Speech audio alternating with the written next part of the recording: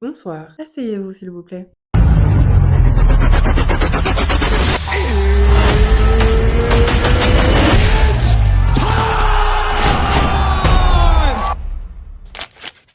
La Big Mif, aujourd'hui, on est ensemble dans un nouvel épisode de la MMA Thérapie pour parler de la pire catégorie à l'UFC, la catégorie des light heavyweight. Cette catégorie, pour moi, en fait, c'est la roulette russe. Pourquoi c'est la roulette russe? On est fin 2020 et John Jones laisse enfin cette catégorie après son règne de dictature, parce qu'il a mis une dictature à l'UFC dans la catégorie des light heavyweight. Il a gardé la ceinture près de 10 ans, entre 2011 et 2020.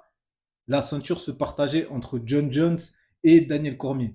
Je mets Daniel Cormier parce qu'il a eu le peu de temps où John Jones, en fait, il avait ses problèmes judiciaires et tout ce qui va avec. Depuis la dictature de John Jones, plus personne n'arrive à garder cette ceinture dans la catégorie. Juste après, on a eu Jan Blachowicz qui a gardé la ceinture 1 an, qui a fait une défense de ceinture.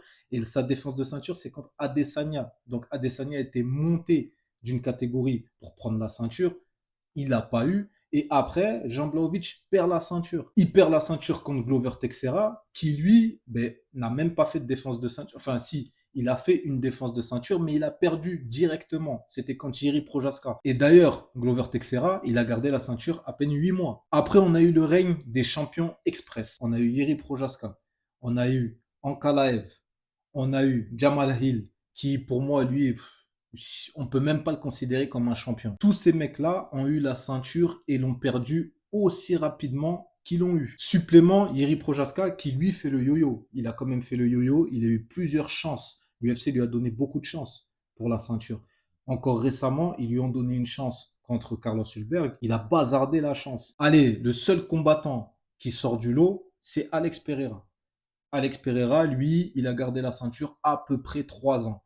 C'est le seul qu'on peut considérer comme superstar dans la catégorie des light heavyweights de cette nouvelle génération. La différence, en fait, c'est que Pereira est une superstar et a été une superstar des light heavyweights, mais pas parce qu'il a dominé la catégorie des light heavyweights. Tout simplement parce que lui, il avait un background, son histoire avec Israël Adesanya, le fait qu'il prenne la ceinture dans une catégorie, il monte, il prend la ceinture dans la catégorie au-dessus. Lui, c'est ça qui a fait qu'on le considère comme une superstar. Mais pas parce qu'il a dominé la catégorie, pas parce qu'il nous a fait kiffer en light heavyweight. Non. Ce que je veux dire par là, en fait, c'est que sans stabilité, nous, derrière, on ne peut pas être vraiment hypé. La hype vient avec la stabilité. Dans les autres catégories, ça se passe comment? On a eu le règne de Alexander Volkanovski, qui fait que dans sa catégorie, on le kiffe. On a eu Merab Dvalishvili aussi, qui fait que dans sa catégorie, on le kiffe aussi. Islam Makhachev chez les lightweight, tous, vous voyez ce que je veux dire. Vous voyez ce que je veux dire. Chez les light heavyweight, on n'a personne sur qui se référer. Quand on parle de light heavyweight, on parle de John Jones. Mais John Jones, c'était en 2020. On est en 2026. Aujourd'hui, on a Carlos Ulberg qui est champion. Il a été champion en gagnant contre Jiří Procházka. Un combat d'ailleurs, au début, je me disais, ouais, mais Jiří Procházka, il est teubé parce qu'il a eu pitié. Mais finalement, non. Il n'y a pas une histoire de pitié, rien du tout. D'ailleurs, Carlos Ulberg le dit très bien.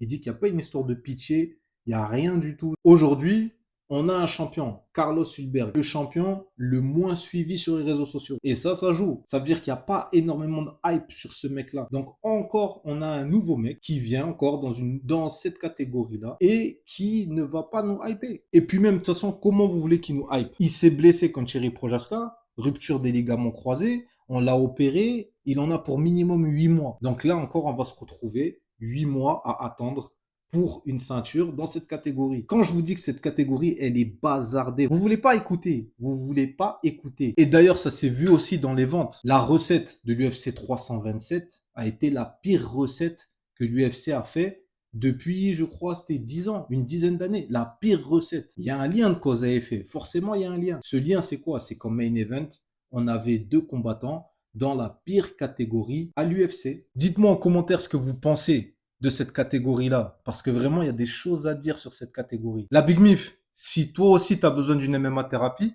abonne-toi.